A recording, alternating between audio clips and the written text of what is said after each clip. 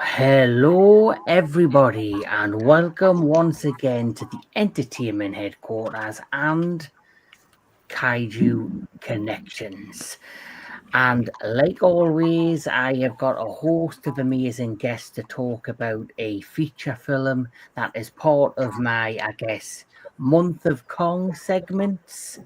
And of course, we have to talk about a film starring a very special lady who I will be interviewing very soon and introducing and putting that interview out to the world. And we have to talk about King Kong Escapes.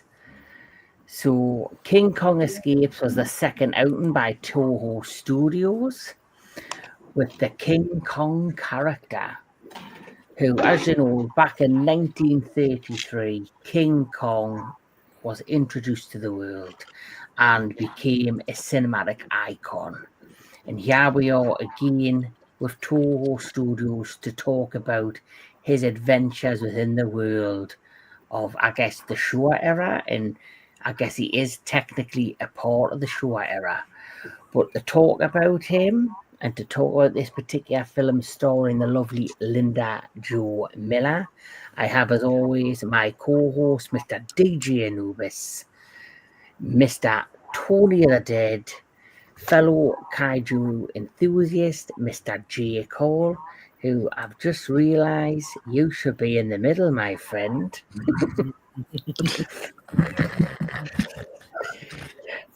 Mr. Anthony Jordan, Mr. Sci-Fi Sentry, Mr. Daniel Miller, the Professor, and of course our Mr. Sexual Chocolate, Mr. Jedi Grand Velle, Walter Ross. Yes, sir. Always on the bottom. Mhm. But I like it on the bottom. But like I say, this is our night to talk about this particular film.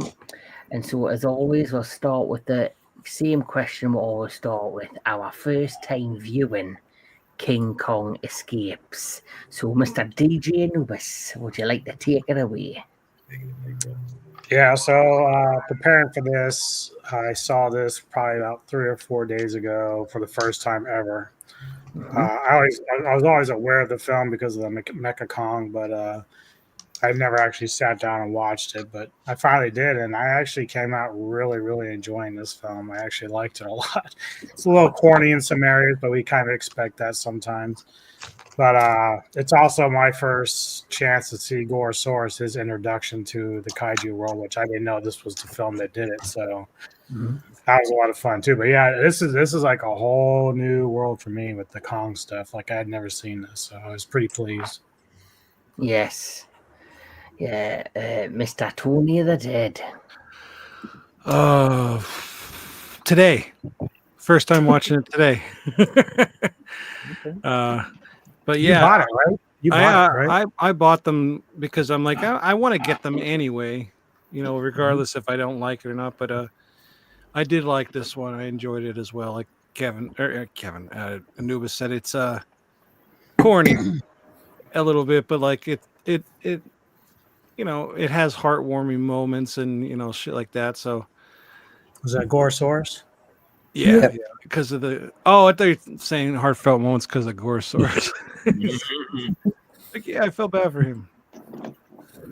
Kind of do feel bad because they come along and they're just doing their thing, and then it's just like they get trampled. Mm-hmm. Was gonna eat her. Yeah. Yes. Yeah. Well, I'm glad that you bought it. I'm glad that you kind of enjoyed it. It'd be great to hear your thoughts throughout, this discussion. Thank you.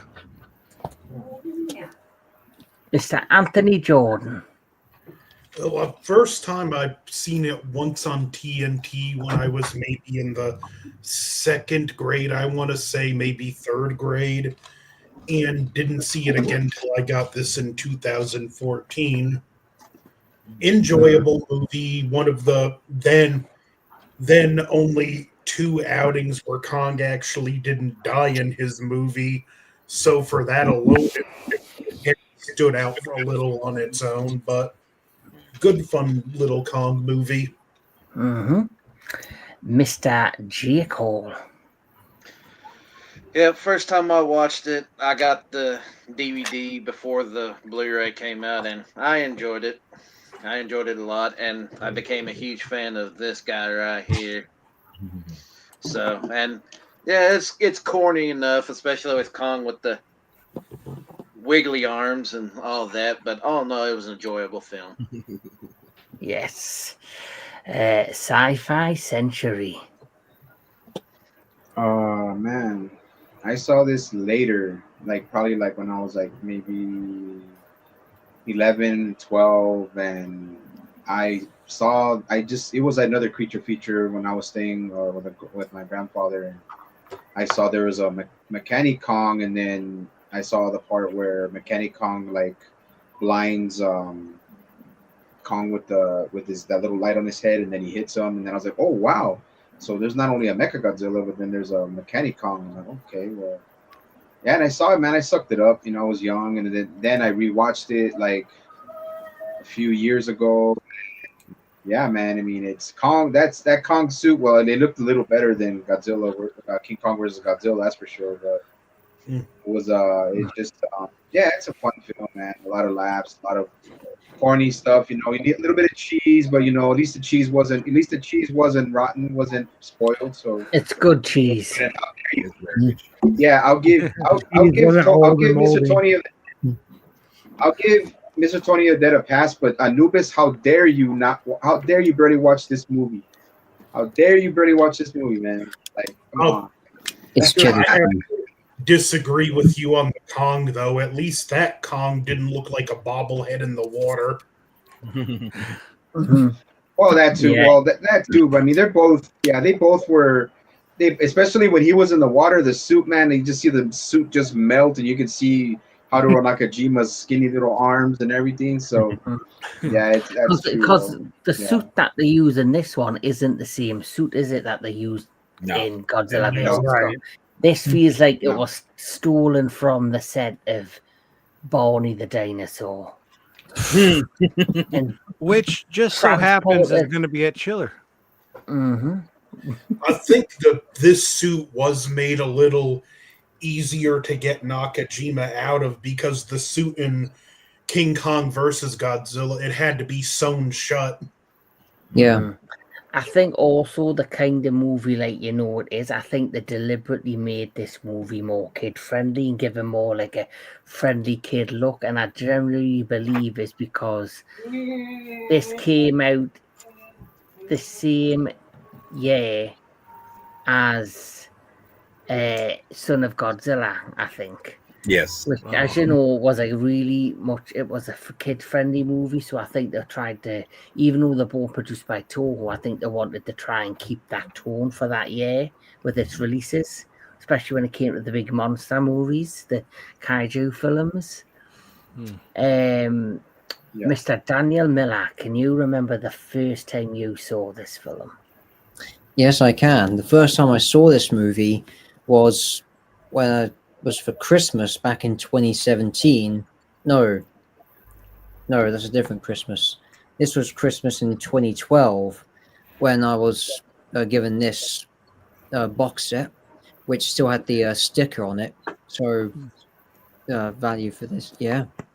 And I was looking at the back, and it's like, oh, King Kong Escapes. I know of this movie, but never actually saw it.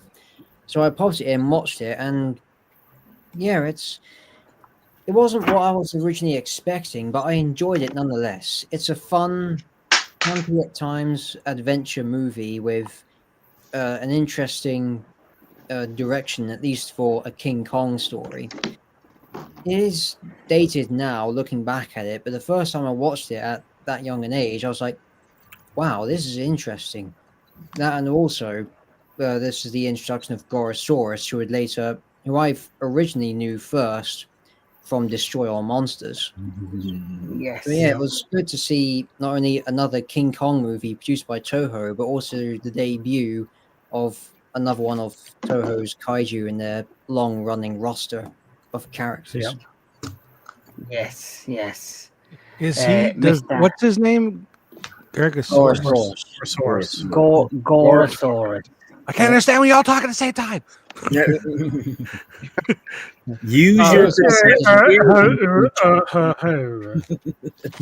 Now you go back and replay my question and listen to the answer. You tell me if you could decipher anything.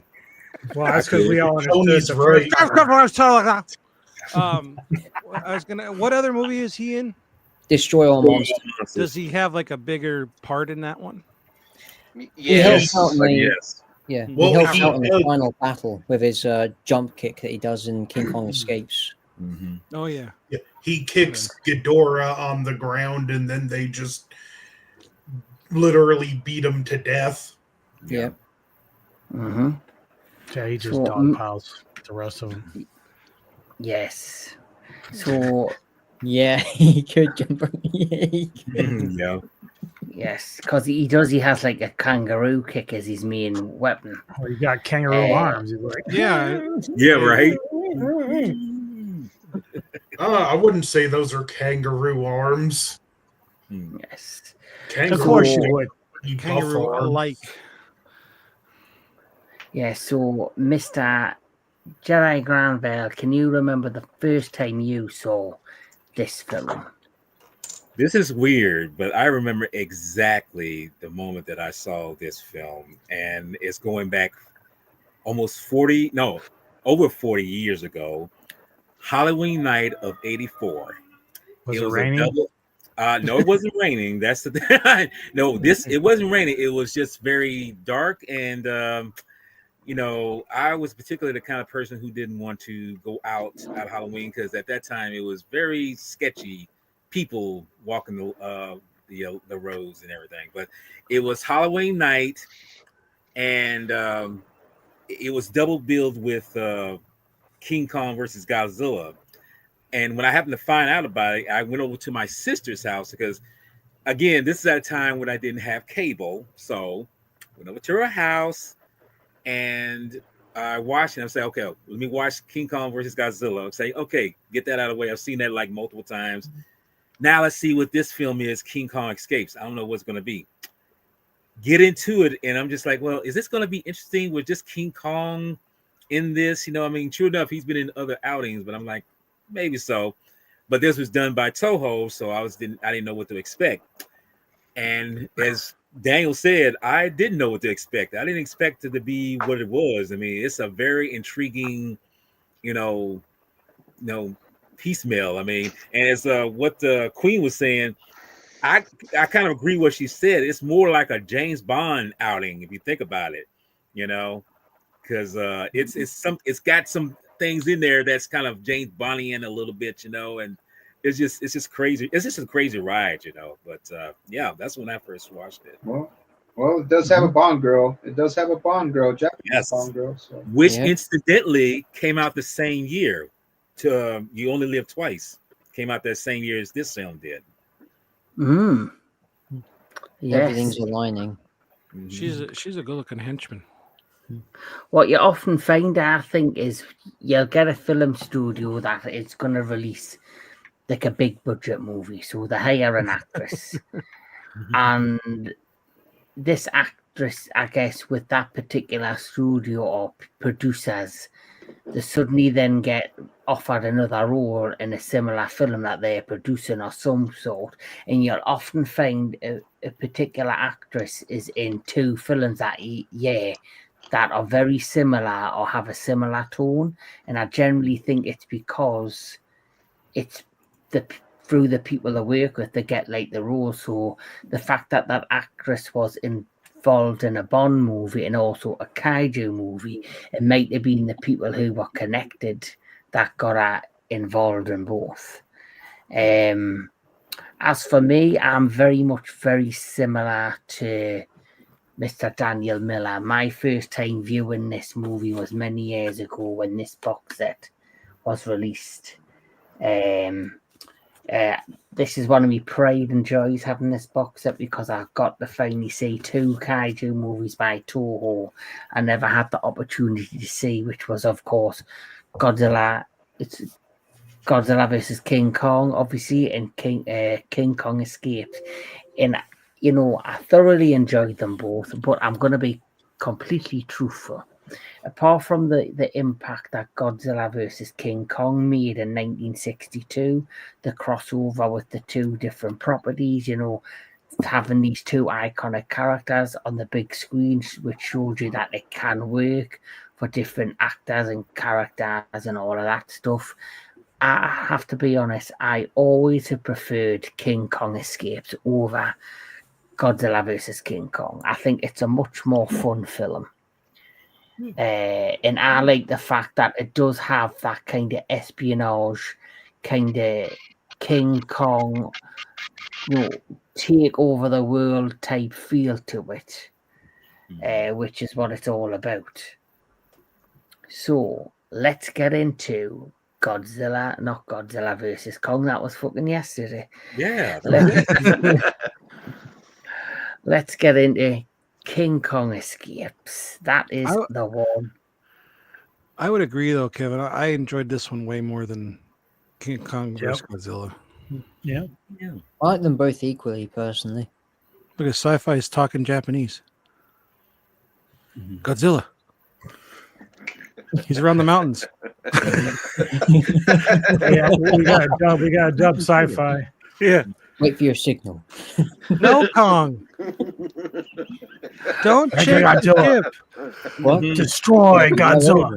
Beat him to death. That ship. Well, yes, I ran out of toothpaste. I'm Mr. Who. How do you know? Yeah. You weren't on the He's phone. none the wiser. Miller, were you? You wasn't on the phone to Linda Miller, was he? You must have been. She canceled. No, sorry, guys. They were calling me from my. They called me from my MRI, and I couldn't. No, that's ignore fine. it, so. Health is important. Health is important. Without your health, you've got nothing. Can't do nothing. So, health is important. Yeah. We were filling in the blanks for you. We were doing voiceover work for you. Right? Yeah. But I heard it. Oh, wow. Never mind. So you might have heard me mention that. Oh, I misplaced my strap on. So. I think I'm having a bad influence on Jedi. No, that would be me. Yeah, he was like this before meeting you. Yes. Everybody comes into these groups like Jake, quiet, and then eventually they open their mouths and then big strap-ons It's come only out. a matter of time. It's only a matter of time. No, I like that. Be comfortable. Jake, there he is. There he is. You know, hey. Are you comfortable, Jake? Jake, Hiroshi King Kong. He don't even say shit. He's trying to have the spit take right now. Jake's gonna be like, I really hate you, motherfuckers. You're right. Terrible at poker. Keep it up. This is my last show. Swear to God. I'm retiring. That's right, and it's not to be confused with the British Doctor Who, although that would be a very interesting plot twist. Yes. Didn't they make a reference to that though? Like this room is a lot bigger than the ship. Yes, they did. They did. Oh, I didn't even catch that. Yeah. That's funny. Well, let's get back to the matter at hand and talk about King Kong Escapes. So, King Kong Escapes is a 1967 kaiju film directed by Ishiro Honda with special effects by Daniel. You go ahead, see his name. Easy Tsuburaya. That's the man. The film was a Japanese-American co-production between Toho and Rankin Bass and stars Rhodes Reason, Linda Jo Miller, Akira Takarada, Mie Hama, and I can't even say the other two people's names. Eisei Amamoto and Haruo Nakajima. Thank you. As King Kong in Hiroshi, Sekita as Mechani-Kong and Gorosaurus. So he actually was in the suit and did both those characters. The film is loosely based on Rankin Bass series The King Kong Show and was the second and final Toho produced film featuring King Kong until its collaboration with Warner Brothers and Legendary Pictures on Godzilla vs. Kong 2021. King Kong Escapes was released in Japan on July the 22nd, 1967, and released in the United States on June the 19th, 1968. It is the fourth entry in the King Kong franchise. I swear it's so funny as I've been going down this road with you guys on these films and everything, you know, just looking back. I don't know why I didn't really pay attention initially, but now I see Takarada everywhere. I look at his IMDb and I'm like, dude, this dude was in everything. Like I still can't believe it, but I just recognize him like this now. It's like, oh, I know him. Well, let's see. Like I know there's many well-known actors that all had more than one role in the Showa era, but he literally was the Showa era. Yeah. Like he was the face, he was the man of the Showa era. It's like even if it was the smallest role, he was there from the beginning, and he was there right at the end in Final Wars. Yep. You know, and it still pisses me off and bums me out. And I you know, I keep mentioning it, how for a 23-second clip they wouldn't put it in to Godzilla 2014 because if they had, you know, that would have been a full circle moment that he not only was in the franchise from the very beginning, but he actually crossed the waters and made it into the American films. And that would have been a nod of respect too. Like so many missed opportunities with that, man. Like it just does. It like he was in his 80s or his 90s, so the film company they flew him out to Canada, they put him up in a hotel, they made him feel comfortable, they did all that work with him. He filmed his cameo, he flew back to Japan, and as you can imagine, at 90 or 8 in his 80s, that would have been a very tiring journey to travel from Japan to Canada. Like 14, 15, maybe 17 hours. He put himself through it, and I just think it's a bit of a disrespect. And for me, the biggest disrespect is the excuse they give. They wanted the film to have more of a family element, and that the thought felt it was taking it away. It's a 23-second clip of him, of Joe Brody, the character Joe Brody, walking up to the desk in the terminal at the airport and simply saying, you know, Takarada just simply says to him, passport. He showed him his passport, and the next line is, have a good flight. Right. Yeah, that's it. You know the weird that shit in there. But you know the weird thing is he gets a credit in the film's ending credits, but he's not in the film. That makes no absolute fucking sense. You know, I mean, yeah, give him the credit, but don't put him in the damn picture. Okay, what that's sense? One of the cases where it should have been studio override, and they said no, you're keeping this clip in. Right. Well, Gareth Edwards, in every interview where he's been asked about, he gives that excuse, but I think it's what he was told to say. Yeah, because I think Gareth Edwards wanted him in the movie. He is a fan of the Godzilla movies, the franchise, in the Showa era. So why would he include that scene with that character in, fly him out, not for him to be in the film? So for me, that's not a Gareth Edwards problem. It's a studio problem. Yeah. Yeah. A lot of times that's what it is. Studio interference. True. Yes. So let's talk a little bit about the cast, because this is where the fun begins. So you have your three leads. You obviously have Rhodes Reason, who plays Commander Carl Nelson. Then you have Akira Takarada as Commander Jiro Nomura. I think I said that. Jiro Nomura. You have Linda Jo Miller as Susan Watson. And who and you have the character of Doctor Who.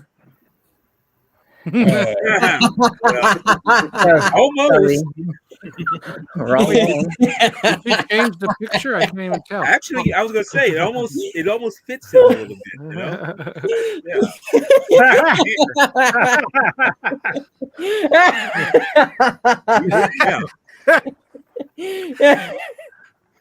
That is like uncanny. Right. Do it again. Do it again. So yes. So who was Imagine this? if it were John Pertwee as the villain in a kaiju movie. That would be amazing. Actually, I think it would actually work because they would have had like with him being British, having a British villain in a Toho film would have been epic. Yes. What we technically have then is the Master masquerading as the Doctor. Yes. Holy shit, that's right. And then you have this lovely lady. Mie Hama. Hama Mie. Mie Hama Hama. Mamma mia. And Yeah, you know what I love? Hama The Mie. and what I love about this character is her name. Her name in this is Madame Piranha. Mm-hmm. So you've got Doctor Who, and you've got Madame Piranha. This just screams Doctor Who spin-off / meets James Bond. He gets trapped in the TARDIS and he ends in an alternative universe, and they've got to save the world from kaiju. Yeah. That's what this is to me. All with the sonic screwdriver. Someone Right. please make that an actual series. Yes. Please. Or- It has to happen. Or Daniel, you write the comic book, or you write the radio screenplay, and you talk it yourself. Oh, I will. Yeah, Daniel can narrate it. Sure, that'd be great. Yeah. Yeah. You make that shit happen. The Doctor ran as quick as he could to the TARDIS door, but the compartment wouldn't open. He turned around and saw 3 strangers holding guns at them. Hey, what are you doing there? He's narrating. No, I know. I'm doing the background voices. Oh, okay. Oh. Yeah. He's running down the hall. The Doctor manages to give the men the slip, and they break off. Remember looking those out the days? individual corridor. Everybody would do sound effects behind the narration. Reaching into his pockets, he managed to use a sonic screwdriver to open a locked compartment and enter the dark abyss inside. It's a sonic probe. So, And that's since why we're we talk- dubbed the. That's why we dubbed the professor. Well, I'm gonna be messaging Daniel tomorrow because I've come up with an idea. Oh, Nice. Okay. So Make sure to use plenty of lube.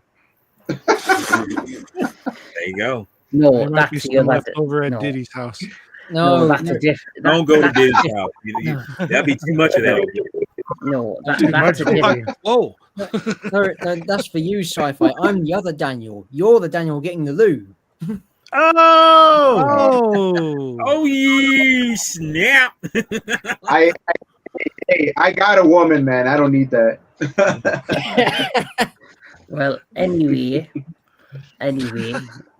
that also. Anyway. Anyway, let's carry on. Let's get cracking, Kevin. Hello, Mama Loki.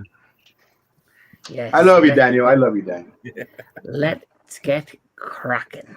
Yeah. So the plot goes: an evil genius named Doctor Who create Mechani-Kong, a mecha version of King Kong, to dig for the highly radioactive element X, found only at the North Pole.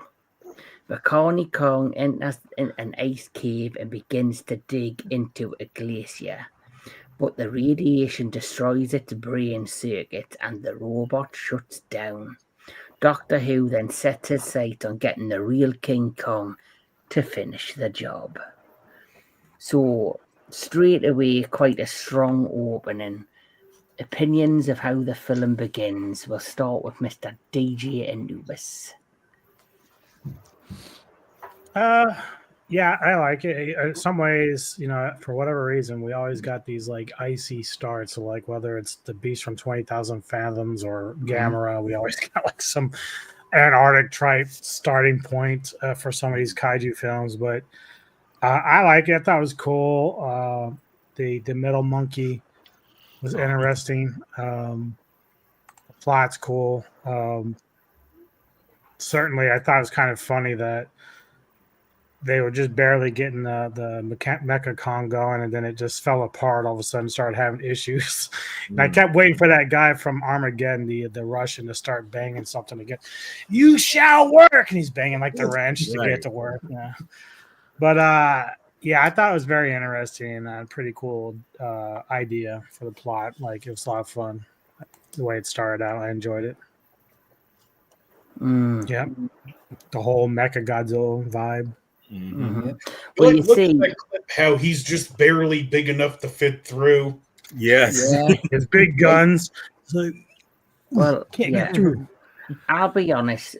Obviously, everybody knows Mecha Godzilla. Everybody, like I say, I didn't see this film until I got the box set, and I had seen Terror Mecha Godzilla, Godzilla versus Mecha Godzilla many times before I got to see that one. So of course, me being a younger brain and not knowing times and differences, I actually thought they had copied basically Mecha Godzilla. Yeah, Mecha Godzilla. That the when he comes out of the ground and out of the base, Mecha Godzilla. I'm assuming, oh look, they're just copying Mecha Godzilla, but in actual fact, it's the other way around, because Mechani-Kong did it before. And to be honest, I really like the character of Mechani-Kong. And even if they couldn't continue using King Kong, it's a shame that in some way they couldn't have continued using the Mechanical Kong and brought that in and made it a full-fledged Toho character. Mr. Tony the Dead, how do you feel about the beginning of this movie?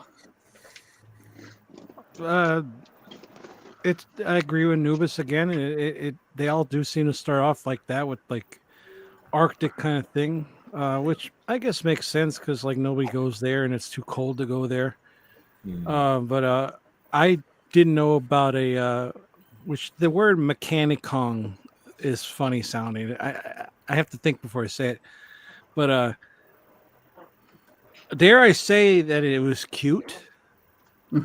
He was very, very cute, and like I kind of wish like somehow he would have malfunctioned and like became good. Jake, you turned into a dog. Oh my God. What happened to you? Lick your balls, boy. We want the views.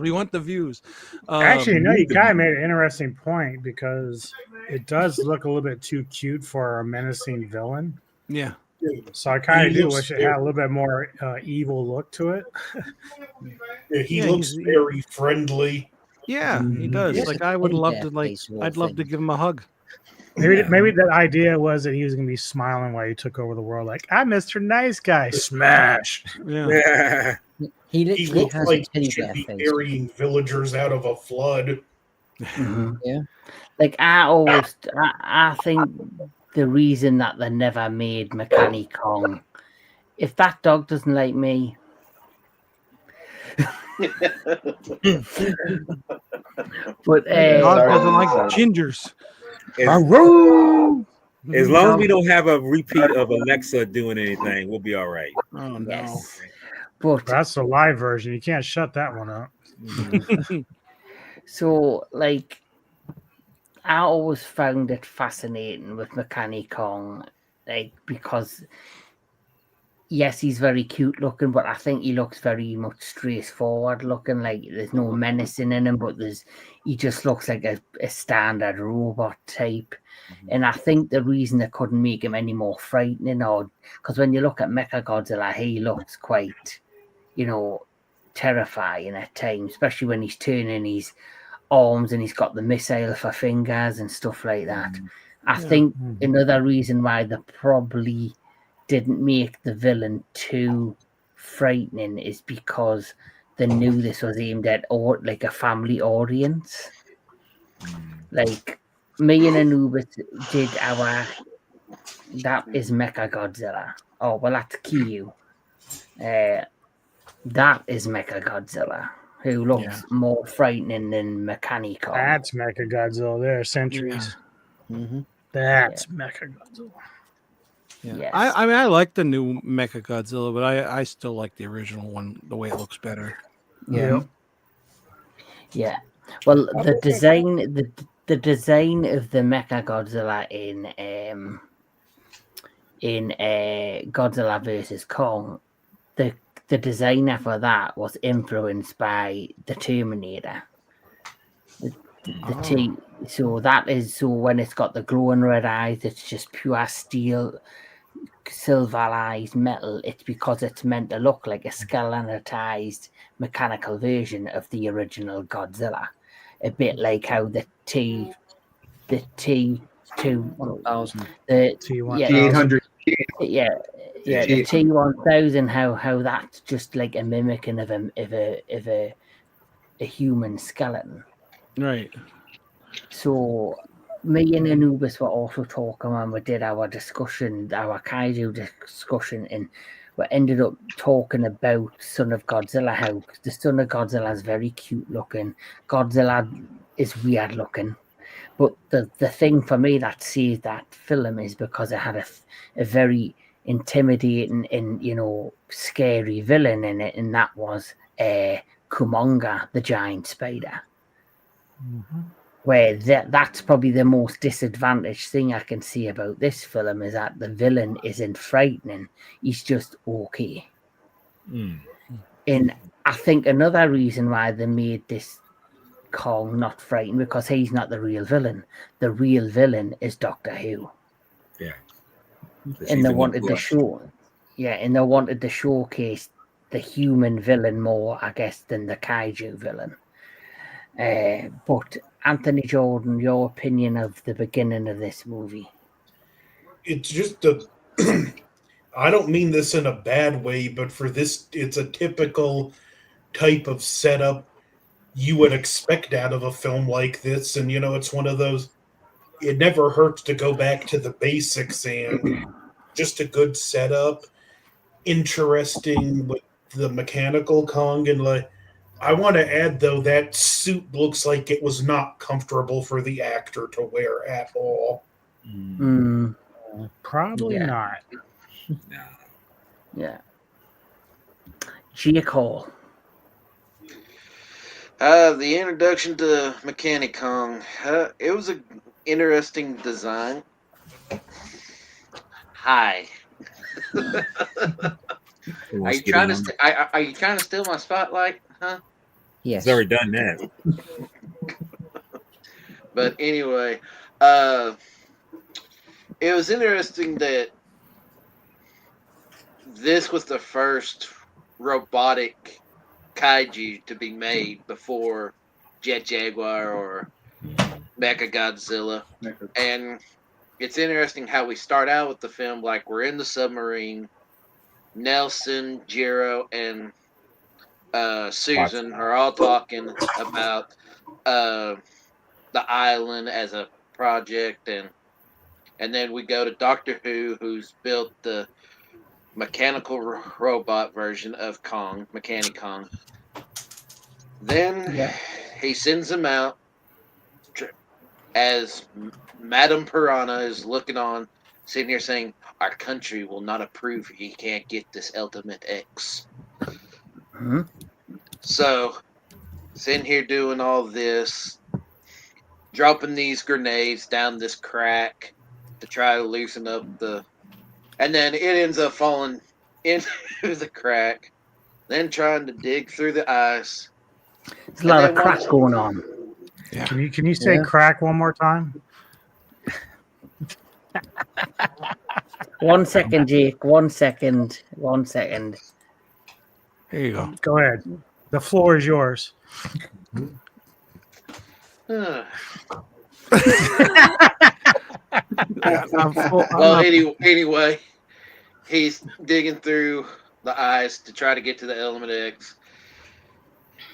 And as usual, the Element X is so powerful and radiated, it fries the circuit, and it ends up going.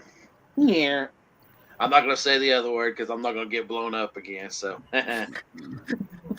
What word? I promise. What word? Yeah, what word's that? I kind of forgot. nope, The You bottom bent of the over? abyss. no. But anyway, so its Lick brain's fried. Jake's like, I should have just stayed in the chat. Yeah. Take your Poor time. guy. Go ahead, Jake. You got Yes. it. You got this. Yeah. Just Uh-huh. let's just let Jake finish. Yes. That still didn't sound right, but okay. Oh, yeah, that's a good one. Oh, You're joining the club. Yeah. Hell yeah. Oh my goodness. Proud of you. But One of anyway, us. so Doctor Who and Madame Piranha argue over. It's like, once I get the Riddle Kong, it will go along better. And she's like, you better, otherwise our country will your project. Yeah. All right, I'm done. Yay. Sci-fi Century, you're up. Well, how can I best describe that? It's so much of a Showa era introduction, and I like the submarine coming in there. You know, them showing the inside of the submarine, and then of course Akira Takarada, Rhodes Reason, the lovely and sweet Linda Miller.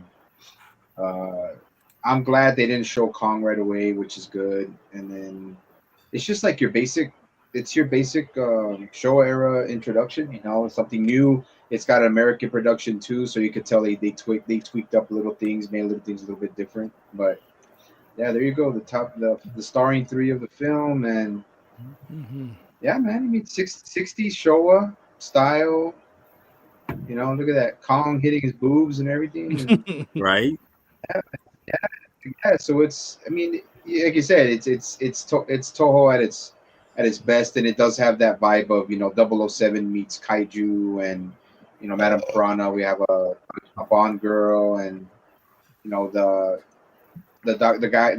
Japanese actor who plays Doctor Who. Man, even just a little tidbit here that when I did my interview with Linda Miller, she said that the actor that played Doctor Who was such a hilarious guy that he was always in character, even during like the outtakes, even off, like he was always in character, even when they weren't shooting. And she said that he used to make her laugh all the time. He used to prank people and everything like that. So, but yeah, it's a basic introduction to what could Hello, be a Chris. Showa era, especially with Kong and everything. So. Yes. So, Mr. Daniel Miller. I like this introduction because it brings us to characters on both the good and the bad side of the story. It shows us Linda Miller, Akira Takarada, and Rhodes in the submarine as they're describing an island where they found steps made from ancient ruins that are much bigger for a human being to traverse. Meanwhile, in the Arctic, there's an evil corporation going on. They have a mechanical version of Kong that can barely fit through its exit port when going up onto the surface, and as a means to extract this mysterious element X. So already there is a lot being established here. There's an adventure plot going along with an espionage, Cold War plot going on alongside it. But yeah, it was interesting to see the actor playing Doctor Who, how he's very animated, very physically expressive. Like when Mechani-Kong fails, he turns to his operator, he's like, "What are you doing? Get it up!" It's like, and the operator, he's shitting his pants. He's like, "But I didn't do anything. It's not responding." But yeah. You just got to appreciate. I appreciate the little things like that in a movie. But yeah, the introduction to Mechani-Kong, brilliant. And also going back to the lovely Linda Miller, we need to remember this was the second time outside of, you know, Faye Ray, you know, that we had an actress playing like the woman that Kong falls for. Yes. So Yeah. for me is a huge, you know, accomplishment. And, you know, I appreciate it. You know, she's such a talented actress. And the great thing about Linda Miller's story is she wasn't a trained actress. She was somebody who went to Japan as a young girl with her father, who was in the military. She basically was, you know, in school over there. She learned Japanese. She integrated herself well. She had a neighbor who was doing magazine photo shoots for like young teenage girl magazines. The next thing you know, somebody seen her because they wanted a young white American actress, and the producers and you know the casting directors didn't know who to turn to. They seen Linda on the front of one of these magazines because thanks to her neighbour, she got the opportunity to go in these magazines as well. And just by chance, and you know when they say you've got to be in the right place at the right time for things to happen, she was in the right place at the right time.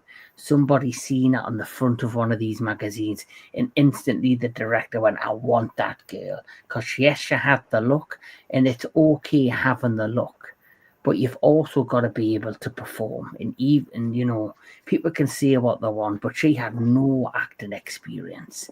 And she put her heart and her soul into this movie. And it's because she put her heart and her soul into this movie, she is still very much remembered to this day by all of the kaiju community. Yes.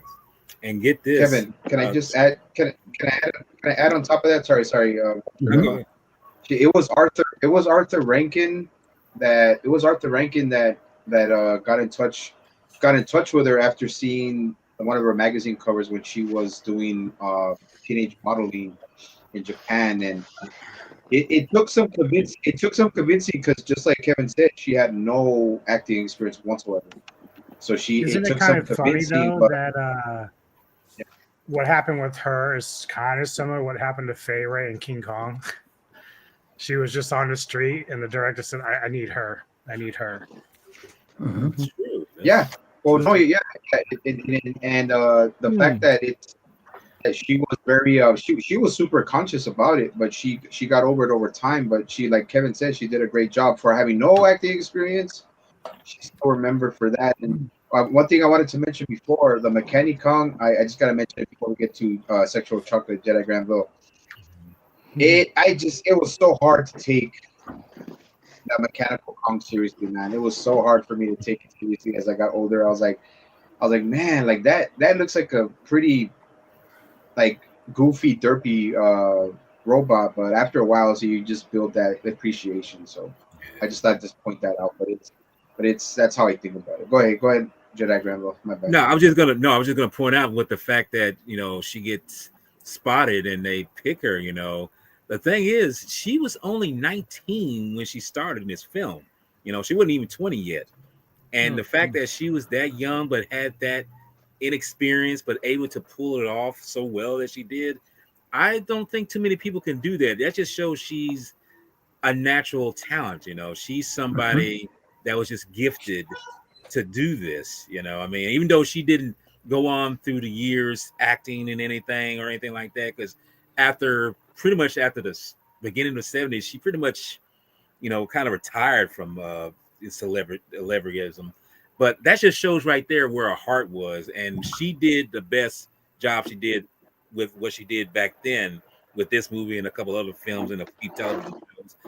And it just shows right there, like I say, she gave her best in all, even though she was not a trained actor. But to me, like I say, some people just have a natural talent to pull off something. Because I'm gonna tell you, I've seen some people, and they tell me before, like, this person never had any training whatsoever, and I'm just like, really? You you did a better job than I would think any of these other actors who've been in, been trained to do. They're terrible. You seem like you came out of the box running with it, and that's what she was. She definitely pulls it off very well. Mm-hmm. Definitely, I agree. Definitely a natural actress. And you never know, I might be seeing her back on our screens real soon. So, Yep, I agree, Enick. Definitely agree. yes. So, like I say, so as the plot progresses, after we're introduced to our main villains, meanwhile, a submarine commanded by Carl Nelson arrives at Mondo Island, where the legendary King Kong lives. Here, the great ape gets into an intense fight with a giant dinosaur, Gorosaurus. I think the first kaiju battle in this film was my favourite, I'll be honest. Mm-hmm. The battle between Gorosaurus and Kong, for me, was a fun battle. And I love the idea of Gorosaurus. I think he's a great looking kaiju. And the fact that they basically excelled on him in Destroy All Monsters. He has a behind the scene photo of him on. I don't know why, but on the behind the photo scene, he's actually in the North Pole. So I want to know, he has a great bit of the battle. I'll quickly show this. Boom. There's the jump kick. Yeah, the kangaroo kick, as it's been known. So I want to know, Casey, you, especially with Daniel Miller here, who always has some insight and trivia and great behind the scene knowledge. The fact that there is publicity photos, and is it just publicity photos of there's photos of Kong, Mechani-Kong, and Gorosaurus on the set of the North Pole, but was there ever a point in the movie where the three of them are going to be on set together or be in a scene together, or is it just for the publicity photos? I'm not exactly sure if there was going to happen. It might have been toyed with during pre-production as they were planning out the story, but I do think that the shots of Gorosaurus with Kong and Mechani-Kong in the Arctic were for publicity. I mean, they're even featured on the 1970s re-release poster for the Champion Matsuri Festival, which ran toward the mid to late 70s. But yeah, it is food for thought, definitely. And you're right that they did get extra use out of him in Destroy All Monsters, where he became a more prominent character, even if it were in a supporting role. I do like how he's the throwback to the T-Rex fight in the original King Kong, which also ends with Kong basically ripping his jaw open like he did with the Tyrannosaurus. I like the bubbling out of the mouth. Yes. I love that. I'm like, you poor bastard, you've just had your freaking jaw snapped. Yes. But these are the photos I'm talking about. So that one is on set. So as you can see, like you say, it probably is publicity for. But I find this photo interesting. I think that's just publicity still. I think it was just a case of one of the days they were filming on the Arctic set was the day that the publicity photos were scheduled. Very true. I do think though the film might have been better if they had a three-way fight. I agree. Yes, I mean, they also said, like I also heard that Linda Miller did not actually meet Haruo Nakajima-san until he was in the Kong suit for promotional reasons, I think. And she said that's the only time she met him. Besides when they met back in 2016, but yeah, there were some photos like with her and Kong, like there you go. Yeah, that's and then that's a famous take right there too. That picture there. There's You have Ishiro some more. Honda. You have some more behind the scene photos. These ones are courtesy of Mr. Jedi Granville, who was always in there to help us tell the story when we do these. Mate, I have to say, I think that is the lamest fucking sea serpent I have ever seen. Yeah. What the fuck is that? Well, that might have been something that inspired the 76 version where King Kong battles a more realistic snake-like creature, you know? Maybe they got the idea from this film, you know? Possible. Yeah. But going, you were saying the sci-fi, you had some more to it? No.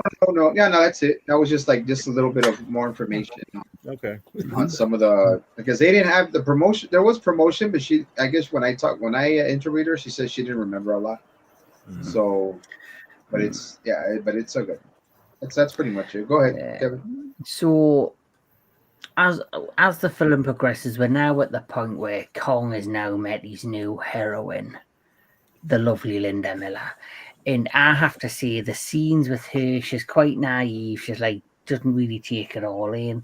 It's other people that are having to basically tell her, you know, Kong's attracted to you, and she doesn't know how to take it, kind of thing. And she then builds a beautiful bond with Kong. And I think what helps is the fact she's a great actress. Yes. I mean, it's pretty. It's pretty obvious. I mean, because like I say, it's as I say again, when I first saw this, I had no idea, and that's the thing. I mean, you don't know how old these people are when they do these films, or how you know what their characters like that. But when you find out how old they are in terms of acting and everything, and then you find like, wow, she was only that young. It makes you realize that some people just had an inert reaction to emotion, and I think she just did a good job. Now, as Daniel was saying before, I wish Tony was saying that voice in the dub American version, I for the longest time thought that was Miss Miller's voice for the longest time, until I actually met her and realized that, wait a minute, she sounds different, and I found out that was a dub voice. I was like, why would you dub her voice? The American version. Why would you do that? She speaks English. Why are you even dubbing that? Is her voice too strong, or is it just because it's more not so silly sounding in the terms of that? Because that voice sounds more like, oh, I need to be rescued by some strong ape or anything like that. Miss Miller's voice is nothing like that. Her voice is a little bit more stern and more, And I think that's why they did it. They wanted it to have a more youthful voice. Not that there's anything wrong with her voice. She has quite a normal. When I do my interview with her when it's released on Monday, you'll get to hear her voice. She's but I think because she has a very firm voice, like a bit of authority voice as well. Like it's very, but a very calming voice at the same time. Maybe our voice wasn't like that cutesy kiddie version that they were wanting, and because of that, they put a dub on it. She's even mentioned, I believe, a number of times in interviews that she wasn't happy that our voice was dubbed, and it's a shame that there wasn't a version or an opportunity for her to redub her voice for the film, to give it a more realistic feel to it. So I had a question for everyone here who knows about it. So it's just the American dub that her voice is, it's just dubbed in the American version. The Japanese version is her voice, or did they? No, they dubbed or that. Did they keep? It's there's two different voice actors. Redubbing already English-speaking voice actors is strangely more common than you'd think. Look at the Japanese language version of Godzilla 1984, then the international version, which is a straight English dub. The Parliament scene where they're discussing with the Soviets and U.S. ambassadors, they redubbed the U.S. ambassador with a worse voice actor than was in the original cut of the film. Yeah. Mm. Say, And Biollante It's as well. I The had no American idea. agents, they were also dubbed over from their original English actors. Wouldn't it have been hilarious, since we've talked about redubbing, if the take, like we've mentioned, because he looks like Doctor Who, they actually got a British actor to voice Doctor Who in this. It would have been brilliant. that would have been interesting. Like, Yeah.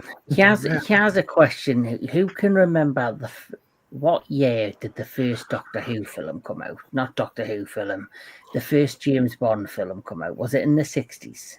It was Yeah, it was 60, 60 something. Yeah. 62. Yeah. So you can honestly see a change in filmmaking. So obviously, because this is a co-production between Toho and an American company, because probably the Doctor, no, sorry, I keep saying Doctor Who, because of the success probably of James Bond, and then films suddenly taken off, and like these espionage, spy thrillers were now the new thing. They wanted to make a kaiju movie that embodied that, so they maybe could appeal to another audience. And at the same time, the villain in the very first, not Doctor Who, James Dr. Bond was Doctor No. So I think even though it might have been a coincidence that they wanted to call this villain Doctor Who without realizing that there was a one in Britain, I think they called him Doctor Who because they were trying to capture on the Doctor No from Yeah, that I film. can see that. I can see that. And Yeah. I think that's what generally happened. So let's speed things along and get cracking with this plot. So the giant ape gets into an intense fight with a giant dinosaur, Gorosaurus, and a sea serpent. He falls in love with Lieutenant Susan Watson, played by Linda Jo Miller, following in the footsteps of Anne Darrow from 1933's King Kong. Doctor Who subsequently goes to Mondo Island to abduct Kong and bring him back to his base in the North Pole. Kong is hypnotized by a flashing light device and fitted with a radio earpiece, which looks like an oxygen tank on the side of his ear, Yes. Yeah. Yes. which I found fucking bizarre. But anyway, that's just me. The first Bluetooth. Yeah. Again, Yep. technically, you're right. Electricity. See, this film did something Star Trek didn't do. Yeah. So, King Kong is hypnotized by a flashing light device and fitted with a radio earpiece, who commands Kong to receive Element X from the cave. Problem with the earpiece ensues, and Who has to kidnap Susan Watson, the only person who can control Kong.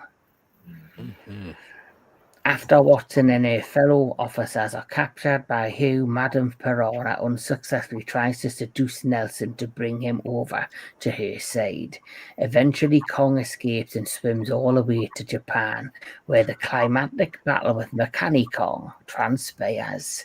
The two giants face off at the Tokyo Tower in the final.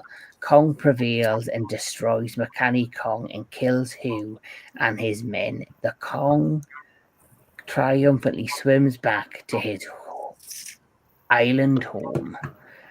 So that is basically the rest of the plot. So overall, as the plot progressed, what would you say is your favorite moment in the movie? Like your favorite elements? We'll start with Doctor. I was gonna say we'll start with Doctor Who. You got so much Who in you right now, Kevin. Who? Right now, Doctor Who can go and fuck himself around. Okay. But Mr. DJ Anubis can take the floor. Like I said, I definitely like the introduction of Gorosaurus. That was kind of cool to see where his origin came from because I really never knew that. Linda Miller was amazing in this. The only thing I probably dislike about this film, and even though it's a key element to the plot, is the constant, like she had to really direct Kong like all the time for everything. Like to me that was a bit much, because it was always like, no, Kong, do this. No, Kong, do that. No, don't do that, Kong. Come back here. Just way too much of that going on. It just was really weird. You mean like this? But, I love that. I love when he runs. That's a good. That's my favorite Yeah. running scene. Look, he's running right with the car too. Oh God! Chomp, chomp, chomp. Remember last night where this doesn't affect me? Oh wow, he's got disco eyes. Right. Instead of disco duck, disco ape. Yep. Jedi knows what I'm talking about. Yep. We're old enough for that. We're definitely old enough for that. This is a fun movie. I do like this movie a lot. That was really the only issues I had, but Linda was amazing in this, and even Definitely. Takarada, like we talked about earlier. Like I'm surprised I've seen him so much, but he's kills at every role he's in. So I really like him as an actor as well. So yeah, that's pretty much it for me on that. How about Mr. Tony the Dead? Overall, I really did enjoy this movie. I enjoyed it a lot more than when I watched King Kong vs. Godzilla. I felt like obviously Kong is really very much the hero. Like Anubis said yesterday, like he's more of a hero, and Godzilla is like more of a anti-hero. And he definitely is. He's very likable too, and I'm glad that's not Linda Miller's voice because it's terrible. Like I just wanted to make fun of it the whole time. Like, wait, you're going to interview her? I can't. But then it's like, oh, it's not her voice. Kong, I sleep and eat in there. Yeah. Kong. Kong. Dude, bro, even when I was a kid, that voice kind of annoyed me a little bit. I'm just like, no, man, that can't be her voice. Is it me, or does anyone else get a little bit reminded of Velma from Scooby Doo when they heard that? Or is it Yes. just- God, Yes. yes. Yeah. Now I could see that, yeah. But yeah, I enjoyed it. Like I said before, I didn't know there was a Mechani-Kong, and I thought it was cool to see. Definitely Mecha Godzilla was a lot scarier, but it was still cool to see them fight. Unfortunately, he fell apart at the end. But I don't know. Is there another one with him in? Did they rebuild him and they made another one, or No, Mechani-Kong only makes Can one. I just give Enoch a shout out for the Slee Stack Avatar, Land of the Lost? That's so cool. Good job, my friend. Yeah, Good job. yeah. Land of the Lost? My favorite part in the movie. I don't know. I mean, that fight in the beginning was good, but I really don't know. I just everything like the whole thing was actually good. Like I actually like the humans in this. I like the stories going behind. I like that it was a little bit more of a bad guys and good guys and spies and stuff. Like she even had that thing that came out of her hat to put in her ear, and the lipstick was like to talk into, like a spy thing. That was kind of cool. I mean, the submarine, first off, I'll never be caught dead on a submarine. If I am on a submarine, I would be dead. But like, let's just say I would never be on it. But the fact that thing had a hover car on it, and that's how they got over the island, and that was fantastic. I loved it. Even though, it looked like a little car, and I still thought it was fantastic. I loved it. I wish they would have done more with the submarine. Bless me. Bless you. Bless you. Because I would like to see what else they have on that thing. But yeah, it was very entertaining. Linda Miller did a great job. She wasn't just a typical woman on the ship and she can't do anything. They made her an important part of the plot and everything. So that was good. Well, technically, they made her a strong female role model that kind of yeah, showed, it wasn't forced. It wasn't like, poor me, poor me. She right. actually come a strong, like a real strong female lead. Yeah, Mhm. yeah. Because Like, like we watched like it wasn't like thrown down the throat like the damsel in distress. yeah. Well, that's nowadays everything's just thrown in your throat. But back then it was pretty bad when they like. It's obvious like she's just eye candy. Like women were eye candy in movies, and she wasn't. I mean, she's not just eye candy. I should say. She's a good actor, and then the other leading lady, that Madam X or Piranha, she's fantastic too. What happened to her? Like I was upset. I was like, oh come on, I liked her character. I like her. I didn't want her to like die, but yeah, it was Well, very that enjoyable. I've got a theory. They set that up because basically, you had one character who basically was a villain, but then got like a redemption arc, which is, Madame Piranha. She kind of knew the errors of her ways and thought, right, Yeah. but Doctor Who was the real villain. Yeah. So, Yeah. because he was the real villain, they killed him off, but then he had such an amazing death. Yeah. Yeah. So they wanted to show you his death and the blood and the kill. Which was kind of gory for 67 in a way, I was gonna say it's pretty graphic, even for if this was a kids movie back then. That was very graphic and very. I don't want to use the word extreme, but it went there. Yeah. Mm-hmm. Yeah. Mm. Yeah. Yeah. Definitely. So, what's your thoughts, Tony, or sorry, not Tony, Anthony? What's your overall thoughts? Well, first, I want to throw one out there. He had to get the real Kong because the radiation from Element X messed with the circuitry of the mechanical Kong. How did he not think it wouldn't do the same thing for the control device on actual Kong? He didn't. That's just one that. thing that's always stuck with me, but it's a overall fun movie. I have some gripes, like it's for some reason it just always felt anticlimactic to me that Mechanical Kong gets destroyed when his control device gets destroyed. Then when he's pretty much inactive, Kong basically pulls him off the tower and he falls apart, but that was still a pretty fun sequence, and it was kind of nice to see Kong, survive climbing up a tower, but to climb Yeah. had a pretty satisfying end, even when they sent Kong after an attack at the submarine at the end to get revenge, and then he gets to go home. My favorite moment would be the fight with Gorosaurus, but this is a fun 60s Toho film. Mm-hmm. Definitely. Why does he always have So- to swim home? Why can't they just give him a lift? They're the one who takes him out of there. And this is him swimming back.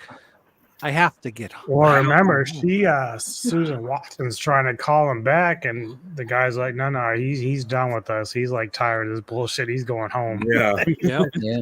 He's calling it a day." What does he think he's gonna do with her anyway? Definitely. I don't know. I don't know. Did you ever see that smile King Kong had with Sybil Shepherd? Mr. J. Cole, your thoughts on King Kong Escapes? Movie was good. I enjoyed the battle scenes between him and Gorosaurus and Mechani-Kong. Overall, I enjoyed the film. Do you have a favorite moment? Oh Lord, favorite moment. Probably when they're fighting on the tower. Kong and Mechani-Kong are fighting on the tower, and they're just like, ding, ding, ding, ding, like playing fucking robots. Mm, I could definitely Yes. see that. Definitely, I can see that as well. But I will say this: I like the Japanese King Kong versus Godzilla better than the Same. American version. But since I've never seen the Japanese version of King Kong Escapes, right now this version's good enough. Yeah, sci-fi century. Well, you guys already got a little. You guys already said a lot of good points. I mean, all the battles were good. The storylines were good. The spy aspect and Hama Mie being a Bond girl and Akira Takarada being pretty much the face of Toho at the time, and Rhodes Reason making his debut in a Japanese movie, and then Madame Such a Piranha. beautiful woman. Oh yeah. Yeah, and then I just wanted to add this. I forgot to, now that I thought about it, when you guys remember the scene where they have them in that room where that room is starting to get cold and starting to freeze and everything. Yeah. When they go in, when Doctor Who goes in there and to take out Akira Takarada's character, all that whole scene where Linda is screaming and yelling, that's actually her voice. Yes. That is Oh. actually That that is actually her voice. And now that I think about it, seeing it again, I can tell that her voice is deeper than the woman they used to dub her voice in the film. So she does have a more not masculine, but she has a more like a straight voice, like a very strong voice for a female. I would say like a deeper, authoritative voice, I but think so. soothing. Yeah. Mhm. Yeah. But I just wanted to throw that out there. And above all that, everything was good, man. It's a fun film, I mean, it's a 60s Toho Showa film to the core, and co-production between the United States and Japan, and it was good, man. Everything was good. Linda Miller did great for her first acting debut, and yeah, I mean, it's a fun film, man. I mean, I have them all, so I going back to watch it and to revisit it was great. Yeah. Daniel Miller. I'm sort of on the same as Jake Horn in the sense that I prefer King Kong versus Godzilla a bit more than King Kong Escapes, but I do love King Kong Escapes for of course, how it intertwines the espionage, adventure, kaiju, and spy subplots into one film. The moments that I absolutely enjoyed in Escapes were Kong fighting Gorosaurus and the climactic battle at the top of Tokyo Tower, which I think because of Akira Ifukube scoring the music in that scene, it just makes it all the more powerful when you see the tower shaking, the Mechani-Kong trying to kick Kong off the tower and Kong fighting to stay on, and you just see that the girder structure is crumbling. It just can't take any more of the punishment until the Mechani-Kong ultimately falls after the control unit is disabled and just shatters into pieces, which I get about it being a bit anticlimactic, but it was entertaining either way. Now, the whole movie on of itself. Now, one misconception of this I'd like to clear up for those who think this. Some people have said that it's a sequel to King Kong versus Godzilla. It's not really. It's more of its own self-contained story, I think. Why people think it is a sequel is either because it's probably packaged with King Kong versus Godzilla, or the fact that it's a Toho produced movie. But I'm just going to say it's its own standalone thing. Now, this movie, I like about it is how the villains get their comeuppance. Although Madame Piranha, as Kevin said, does have her own redemption arc, and although she is killed in quite an unjust way, Doctor Who gets his comeuppance. Although his comeuppance is a lot more brutal and a lot more gory than what happened to Piranha. Very graphic, more graphic Yeah. than I would expect. Especially Yeah, when like he's- like I said, the first time I seen this movie was in this. So for me, it's more like like I felt like this was very much aimed at kids. Like it felt like more like an espionage fun film, but you could still potentially take your kids to. And then Yeah. you get the final scene with his death, and there's blood out. And he's like basically, he's like getting squashed against the back of the submarine or back of the ship with that metal, being squashed against with the metal containers and that. And you're seeing the blood, and you're seeing like he's basically being crushed to death. And I thought to myself, whoa, that totally isn't what I was expecting to happen. Yeah. You know, But I he also seemed love like the- oh, I don't mean to cut you off, Dan. I was just thinking when he's talking about that, like Mm. the way Doctor Who and what's the main guy's name on the good guys? I guess you could say the Nelson. Commander Nelson. Yeah, it almost like the way Who and him were together because they knew each other. Now it's almost like in a way like Batman and Joker kind of relationship. Mm. And it like that's what it felt like. He's like, "Oh, hey, been a long time since I seen you." It's like, "Yeah," and then like they look at the girl and she's like, I'm not here." They know her too, and then it's like,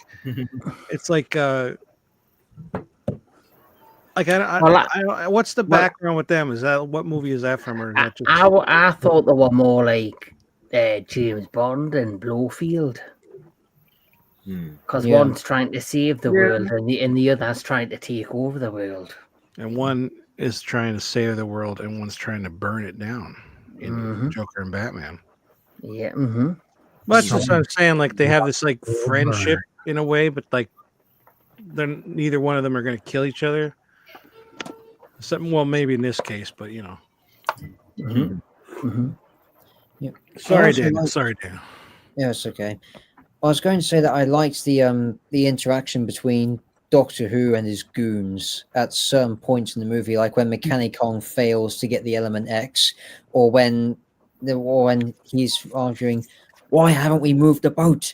But we thought that you wanted us to capture Kong. You idiot! Move the boat!" Yeah. I like how they were all matching too. Yeah.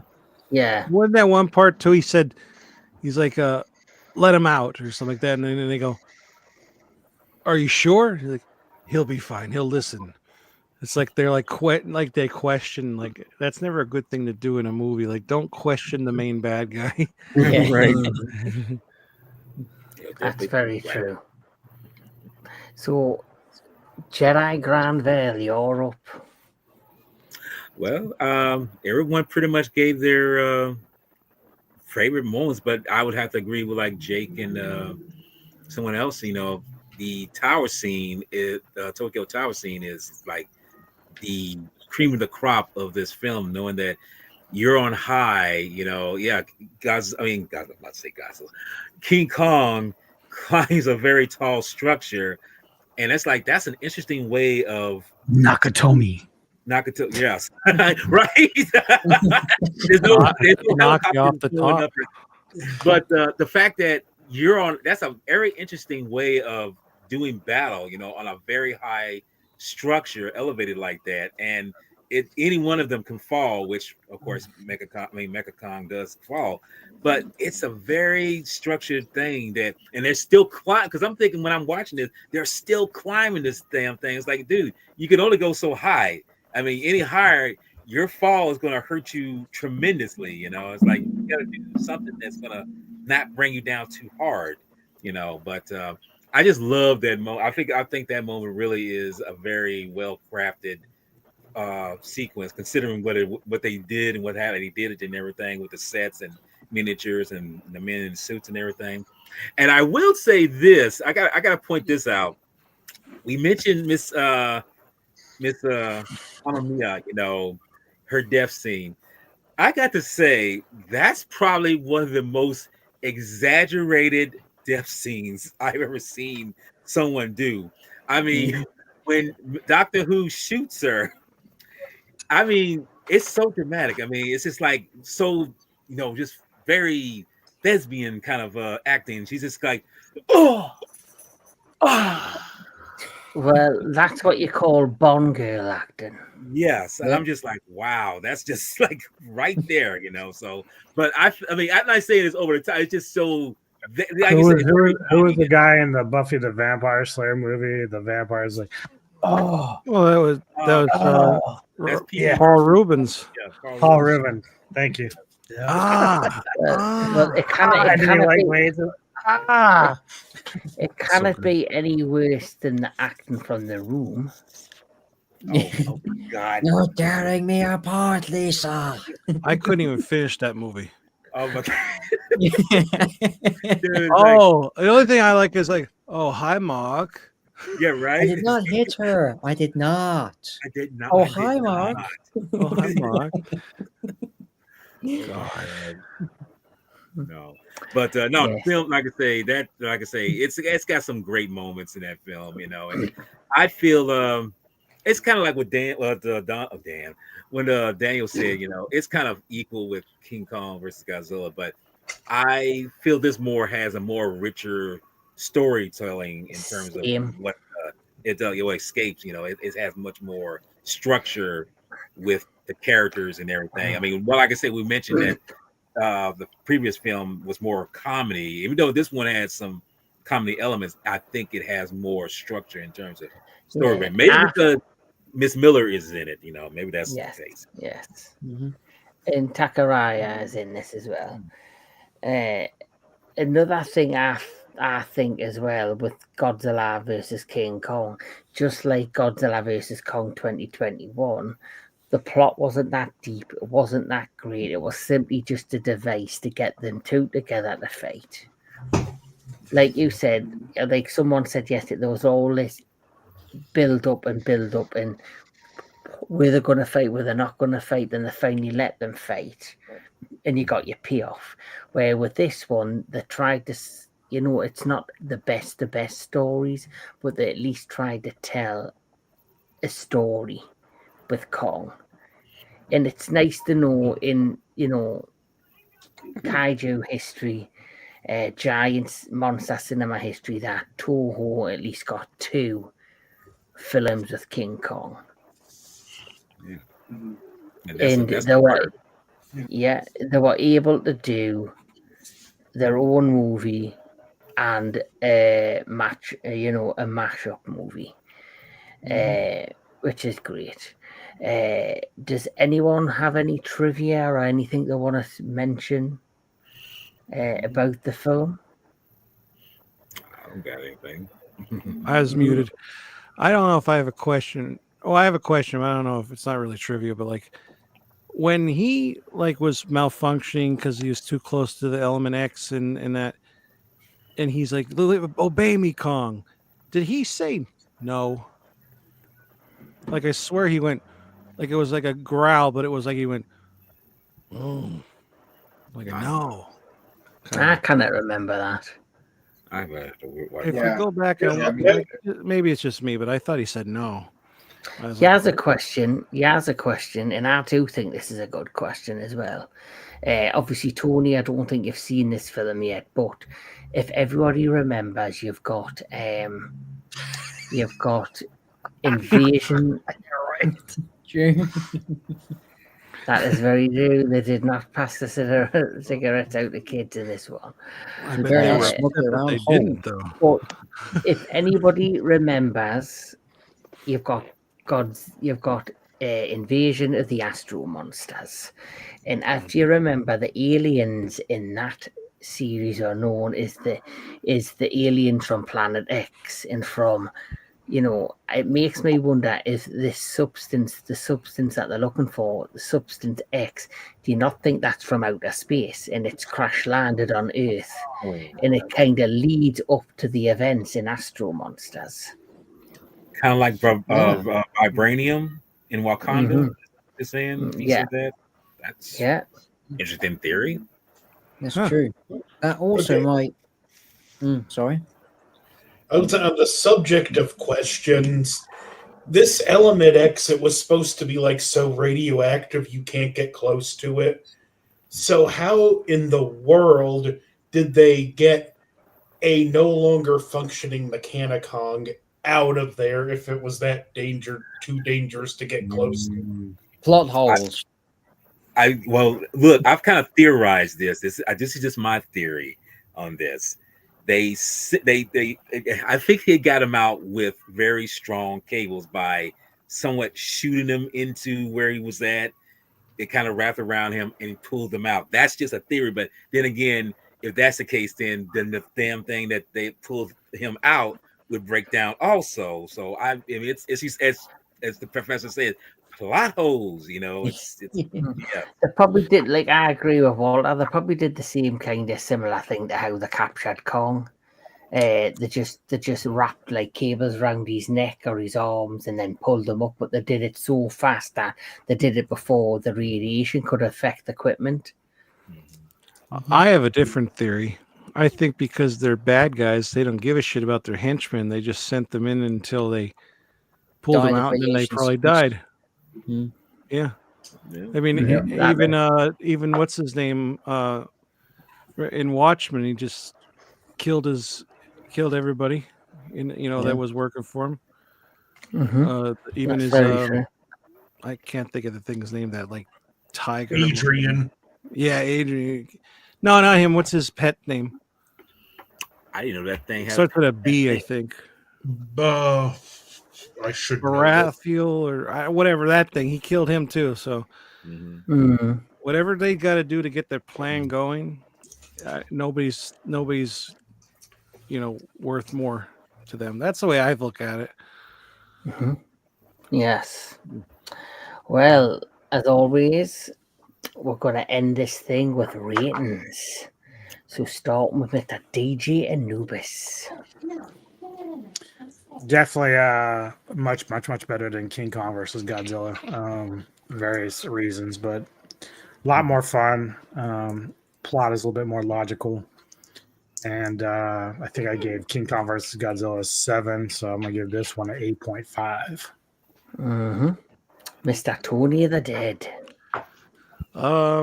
Yeah, I enjoyed this one way more. It was a lot more fun.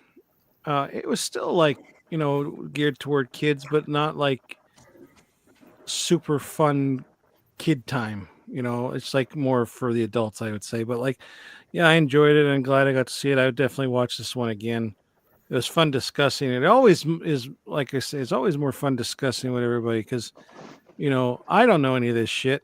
And then I learn things, and then like, some of this stuff is hard to follow at times. So you all bring it into, so it's very nice to, have help with that because I'm so stupid.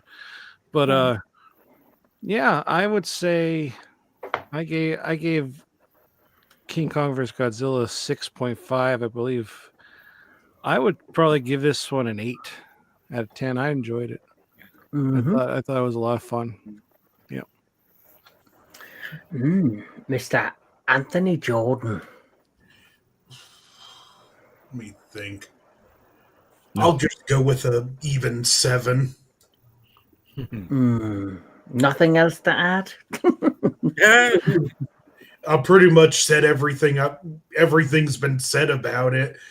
I like it, but just like things like how the final battle went felt anticlimactic to me. So it's, listen, I actually am in the boat where I like King Kong versus Godzilla just a little bit more, but I think a 7's a respectable score for this one. Yeah. Mr. J. Cole. 8.5 for me. No problem. Mr. Sci-Fi Century. I'll just say this: like, I did like King Kong versus Godzilla a little bit better because Godzilla was in it, but the fact that I was able to rewatch this, when I was older, and appreciating Linda Miller, Rhodes Reason, Akira Takarada, and the effort they put in Gorosaurus. So I think the story was much better and more solid in King Kong Escapes. So I gave King Kong vs. Godzilla an 8. So I'm gonna give King Kong escapes an 8.5. Daniel Miller. I'm actually going to rate this the same as I rated King Kong versus Godzilla, a 6.5 out of 10. What it has over King Kong versus Godzilla is the storyline, it has the characters, and if you've seen the American version, then this one has the better soundtrack because it's Ifukube's original score, whereas King Kong versus Godzilla pretty much used recycle music from their libraries. But no, it's an interesting plot, interesting characters, a payoff which, as Anthony said, is a bit anticlimactic, but it's entertaining. And at the end of the day, both movies do exactly what movies should do: entertain. Good enough reason to rewatch both of them. Yes, and that's all it's about. It's just about having fun, switching off, switch your brain off, watch these characters, these kaiju, just have fun and just enjoy what you're seeing on screen. Watching Mr. Allosaurus kangaroo kick a monkey, or watch a dinosaur set fire to a train station. Yep, watch King Kong climb, a tower building. Yeah. Well, do you think they climbed that tower at the end as like a shout out to because what was the original RK radio or? Yes, RKO picture. Yeah. Do you think there was kind of a little shout out to them? I believe it was. Yes. Yeah. Of course it will. And let's face it, because it is mostly based in Japan, they don't really have a skyscraper like they do.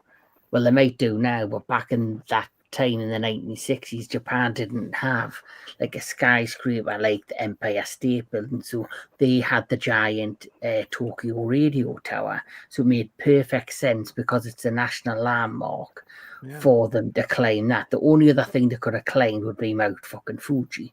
But I doubt that would have entertained in an American audience. To have Kong climb another structure was the perfect way to go. Call from 8503331. Hello? Who's that? Who is that? Yeah. That was So Jake. we'll give Jake some privacy when he's talked to the strippergram that's coming to his house. Da-da-da-da-da.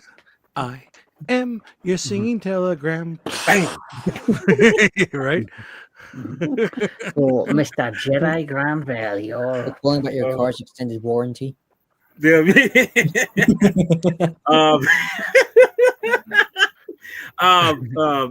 let's get on topic, boy. Get on topic.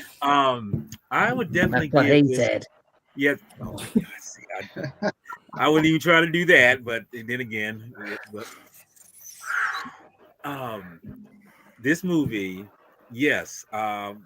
Even though I love King Kong versus Godzilla, I do feel I like this one a little bit better because, like I say, when I saw this one back to back with King Kong versus Godzilla that night, I just felt something more to it, I mean, story wise and everything. And I feel like this film is, I ain't gonna say superior. I'll just say it took it to a next step in doing things because I think they had more advantages, as far as suit making, miniatures, and everything, and whatever, And then I feel that, the different actors who in there portrayed their various parts, and they did what they had to do to make the storyline very well structured. So I'm gonna give it a higher rating than King Kong versus Godzilla. I'm gonna give this one 8.8.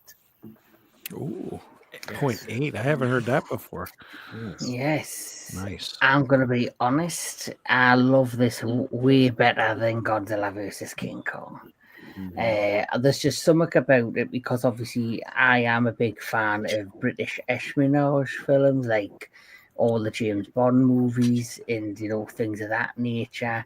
I used to love all those kind of movies, and because of that, and it has a mixture of that element alongside the kaiju element, I just think it It has an interesting story. Linda Miller, for her first time ever acting on a big screen production, she hit it out the park running.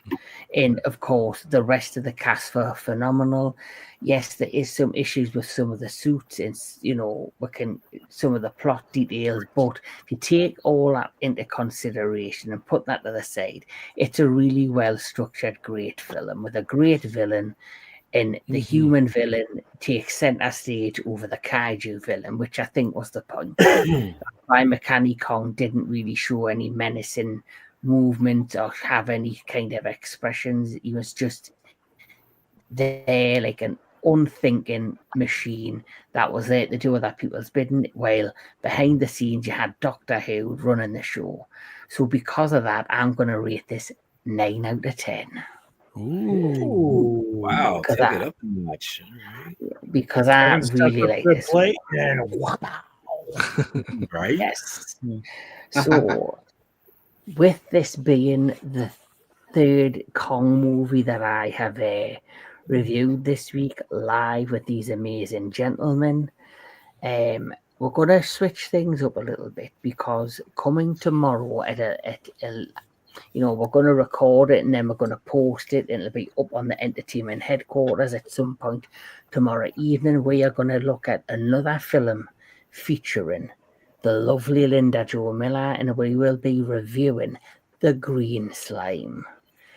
Green slime! Green slime! Sorry, I had to do that. Keep going. Yeah, no, that's all I can Fucking say Tony is, went all out, man. He's got like everything in the collection now. Yeah. It came all I up can saying say like, is he I'm might glad. All I can say is I'm fucking glad I did not have my headphones full blasting me ears. yeah. Because I would have Well, collapsed, Yeah, that was Mr. fucking Jedi loud. Grandpa. That was pretty fucking loud. Yeah, pretty I'm fucking loud. enjoying this month a lot more than I did in October. You're I'm not you're- kaiju'd out. Well, you see, you're more into the kaiju of the vampires. That's a Well, good we missed thing.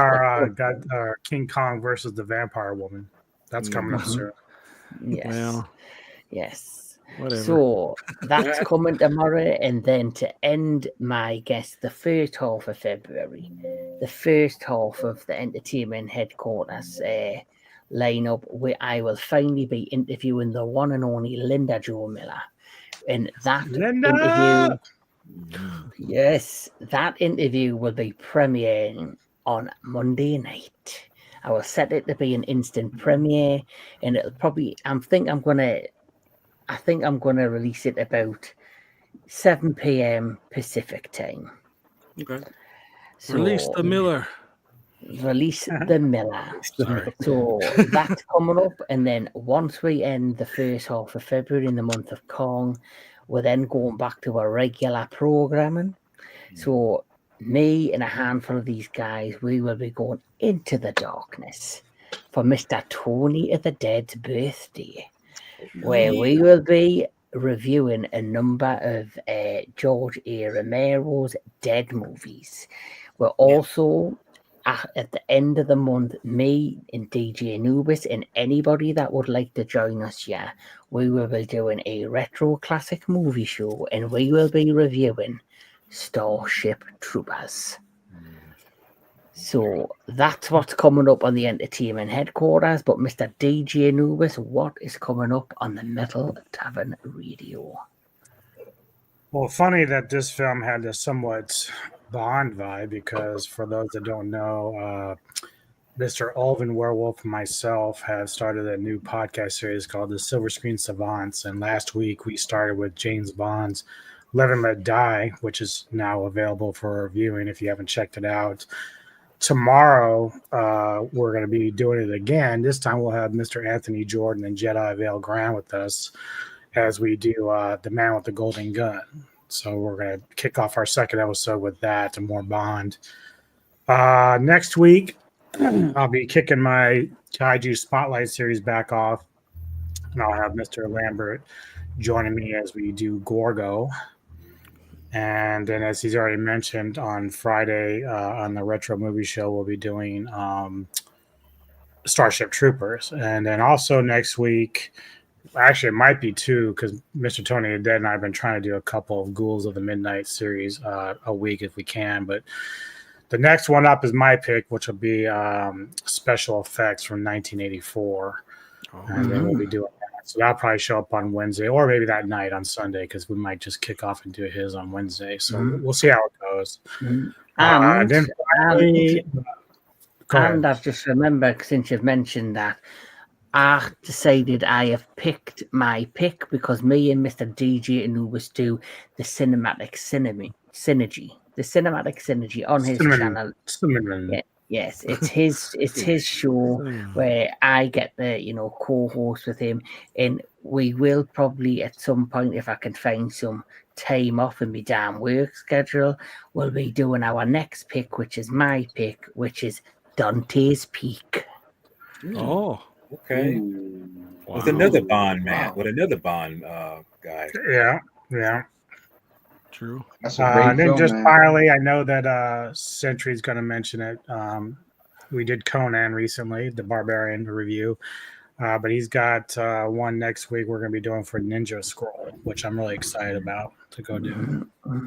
And I just want to say that congratulations to Sci-Fi Century, because it has had over 600 views. Yes. So congratulations. Yeah, That's our leader.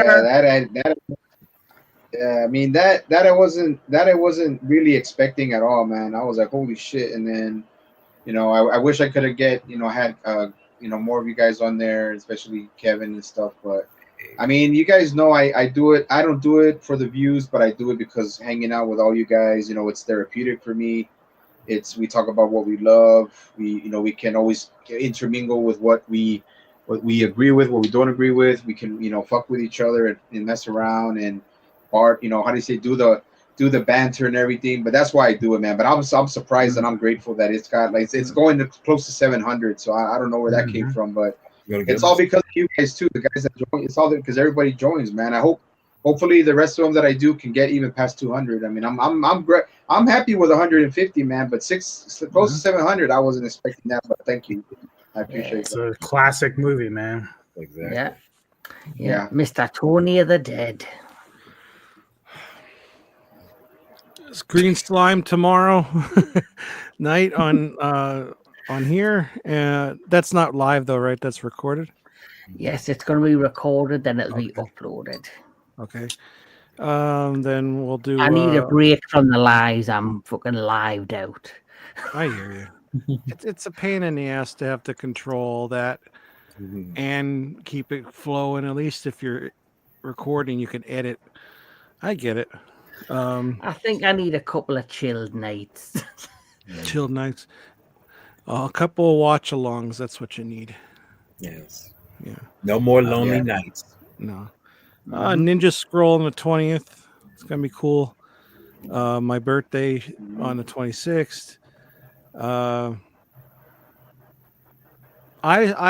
was going to join that Starship Troopers as well. Yeah, that's the 21st. Yep, the 21st.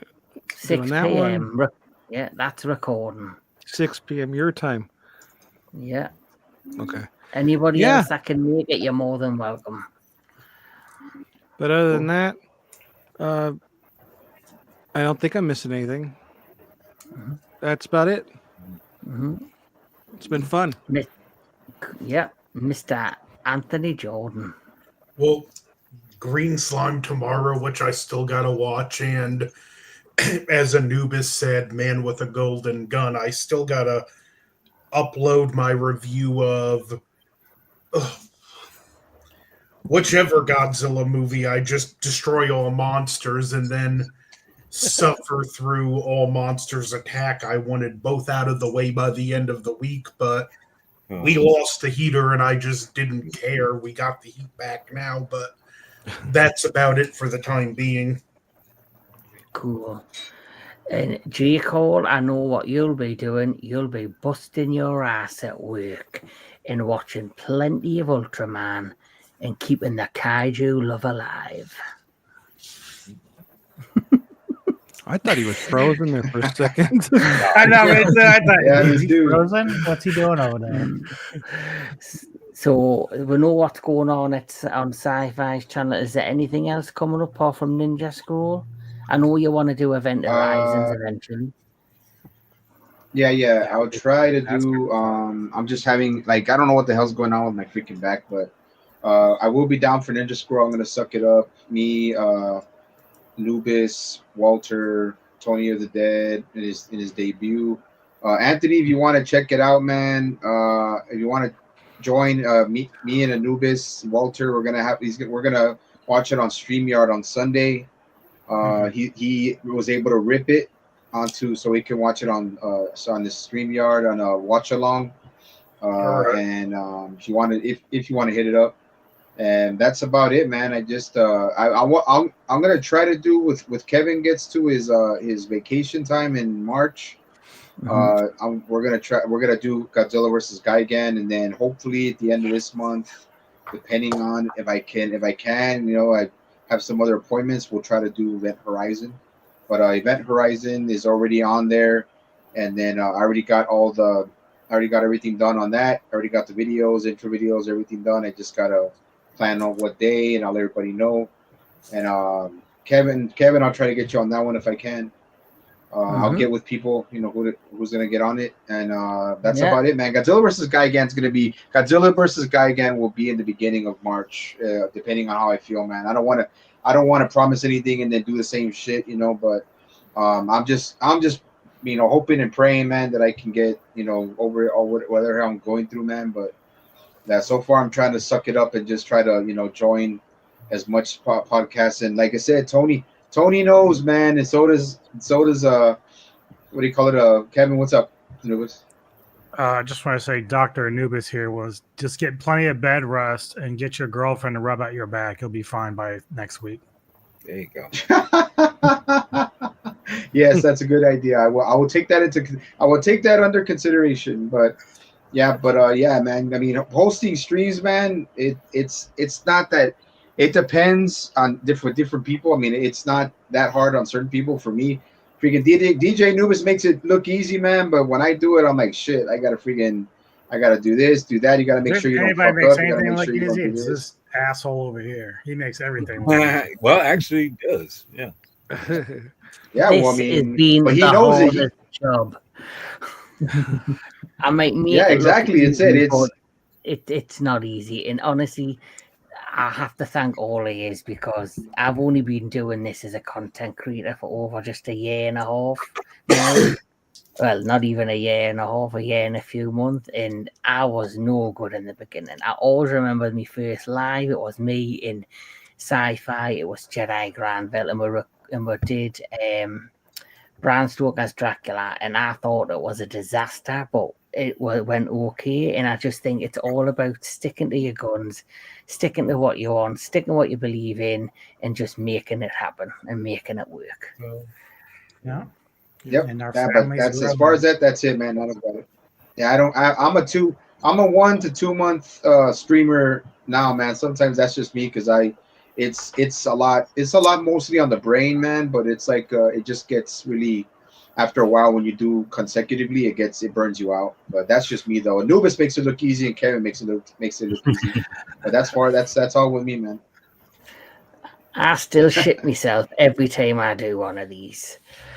Because I'm just waiting for something to fuck up. Yeah. Well, things Running do. without a Yeah. hitch. Mr. Daniel Miller. I said yesterday there's nothing solid at the moment, but I am working on my creative writing, and I'm also doing some illustrations, one of which, if that's okay with you guys, I do a bit of a tease. Mhm. Although it One is a work second. in- One second. Mhm. Blow them up. There you go. All right. Oh, that is a tease. Okay. That's such a tease. Now, still a work in progress, but it is related to a thing I'm working on. Very nice. Yes. Oh yeah. It's good. Much talent. Interesting. Yep. Cool. What'd you say? Was it That's really good. Baronex? Is that what you were saying? Baryonyx. Baryonyx, yeah. Mm. Yeah. And Mr. Jedi Granville, what's coming to your channel?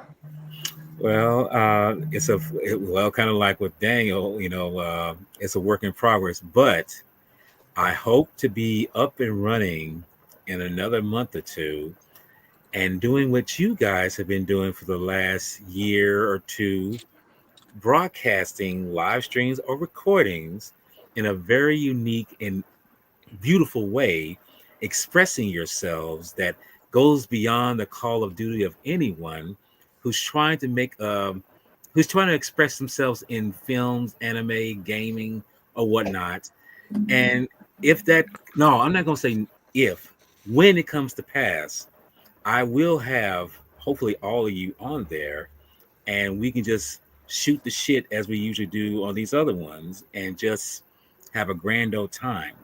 But for that's for my channel. But what's coming up, at least for future wise, still in this month, I do have that green slime recording that we're going to do, and then I will be joining Anubis and Anthony and I can't say. Why can't I say his first part of it? I'll just say Connor. I'll just say that we're joining up to do the man with the golden gun live stream.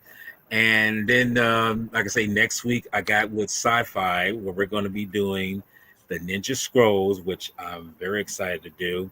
Now, the Starship Trooper one, I don't believe I'll be able to attend that one because the time it's kind of like what something Tony said a while ago. Time zones suck.